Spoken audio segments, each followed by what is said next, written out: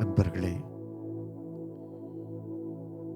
நமது யதார்த்த வாழ்க்கையில் நம்மை உருவாக்கியவர்களே நமது பெற்றோர்கள், உடன்பிறப்புகள், நமக்காய் தங்களது வாழ்க்கையை அர்ப்பணித்தவர்கள், நமக்காக நமது வாழ்க்கையில் நாம் முன்னேற வேண்டும் என்று நமக்காய் இரவும் பகலும் பாராது உழைத்து நம்மை மனிதனாய் உருவாக்கியவர்களுக்கு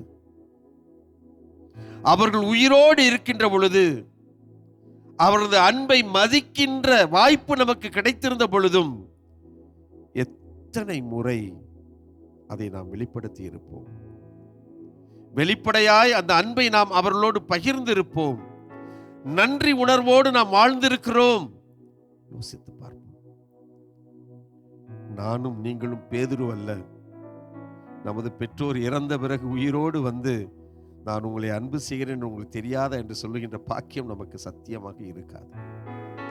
செத்த பிறகு நாம் சொல்லுவோம், எங்க அப்பா எவ்வளவு செஞ்சிருக்காரு, எங்க அம்மா எவ்வளவு செஞ்சிருக்காங்க, எங்க அண்ணன் எனக்காக எவ்வளவு எனக்காக தியாகம் செஞ்சிருக்காரு, எங்க அக்கா, என் தங்கச்சி, என் தம்பி.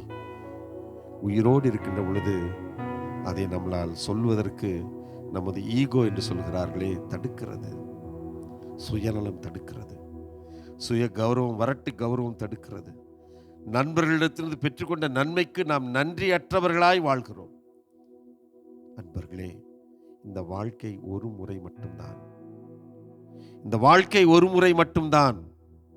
வாழும் நாட்களில் உயிரோடு நம்மோடு வாழ்கின்றவர்களுக்கு நன்றி உள்ளவர்களாய் இருப்போம்.